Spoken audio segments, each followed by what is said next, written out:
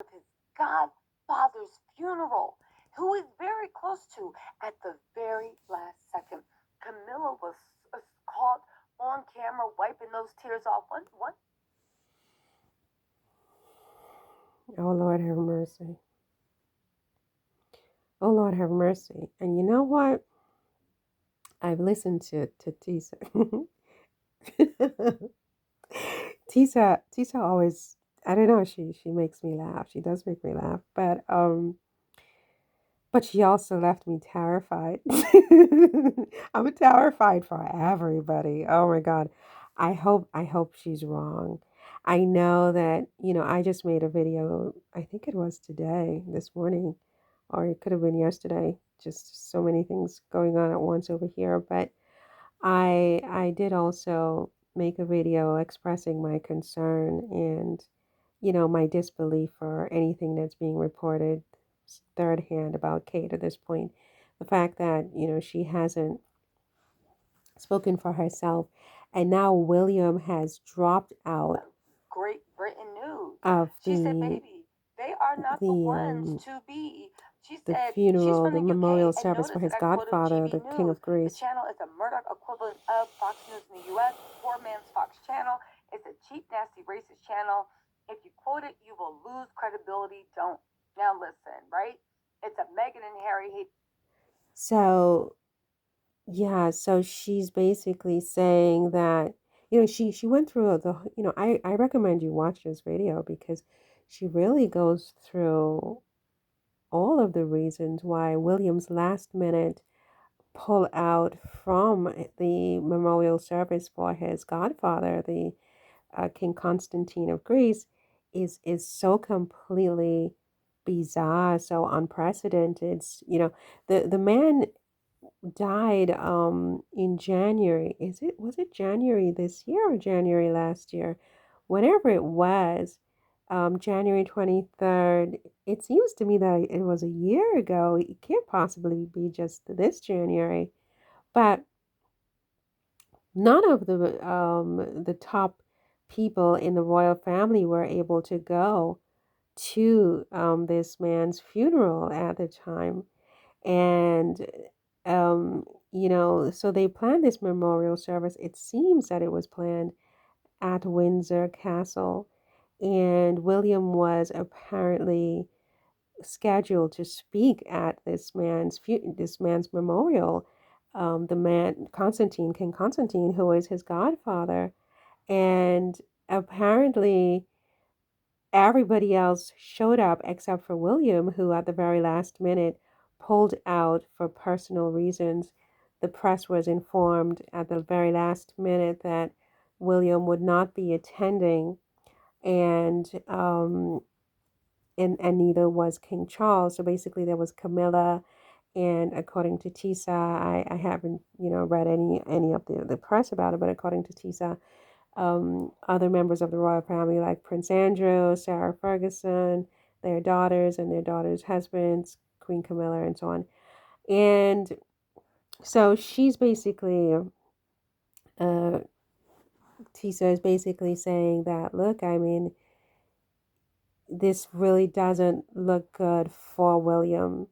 And this could potentially lead to the fall of the monarchy.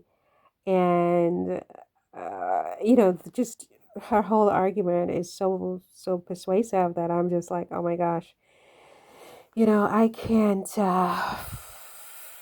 wrap my head around all of it. I really feel like if nothing is wrong with Kate and they did this to just be dramatic, that it's a ground and basis for people to just forget about the monarchy, because you don't just put people into this kind of a state of worry just for drama and just for suspense and just to be unpredictable and all of these things and play games with people like this. If she's fine, because I think in People magazine, I think I read very briefly that the palace came out today and said that they will not be giving regular updates about Kate, which is curious. I think it means that the pressure is mounting to give some updates on Kate, and so they're sort of coming out proactively to say we're not giving updates, so don't expect it. And the fact that we don't give it, it doesn't mean anything is wrong. But I think that makes it even more suspect, you know. I mean, imagine, if you will, I mean, just as an example, not to say that this is what's going on, but imagine there was like a serial killer who, you know, had kidnapped someone and basically announced that, well, they're fine, but I will not be, you know, or not that they're fine, maybe they were a little bit under the weather, but that will not be giving you any more updates, but they're fine. You know, they're under the weather, but everything is okay, and I will not be giving you any other updates. But the fact that I don't give you updates doesn't mean anything is wrong. It's kind of like, you know, do you just take that person's word for it? You know, not to compare the royal family to a serial killer or kidnappers, but it is to say that, I mean, the fact that the last time we saw Kate was in December, she was in perfectly good health, right? She looked perfectly fine. She had scheduled all these appearances, so she was not planning on a surgery, right?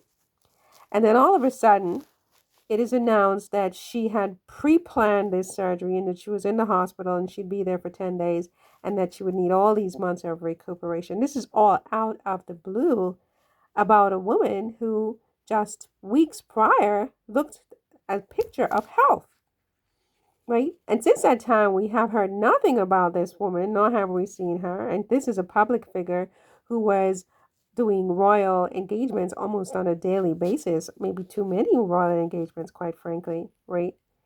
And suddenly she's disappeared, and we're being asked to accept that there will be no further updates about her. And that's that.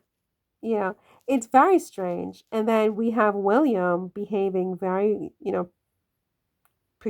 just peculiarly, where he starts making announcements as if he's a single man and speaking just for himself. He goes to the BAFTAs alone, right?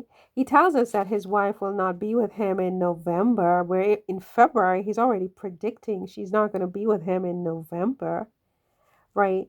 And we just haven't heard from or seen this woman who was, again, the picture of perfect health just weeks before her disappearance. And nobody is asking any questions about it. And then he pulls out suddenly out of a very high profile event for personal reasons. This is the same man who went to the BAFTAs. He went to the BAFTAs, right? But then he has to miss the memorial service of his own godfather after missing the funeral. So this was his last chance to show his respect. He had to suddenly miss that today, and he only would say that it had nothing to do with his father and his father's cancer, not mentioning anything about his wife, whom he knows all of his subjects are concerned about at this point. Very strange behavior. I have to agree with everything Tisa said on her video. I recommend that you watch it, but she will make you very nervous. You start getting really scared, like, oh my God, what's going to happen? And the question is, what is going to happen? Because William is in a bad way. William is in a bad way. And it's a matter of time before Scotland Yard starts to ask questions.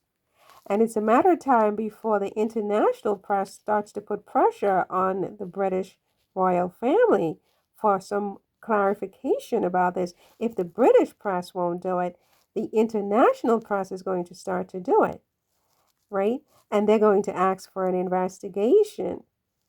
And it's just going to be bad. And then that's how the monarchy falls. You know, Tisa talks about the fall of the monarchy.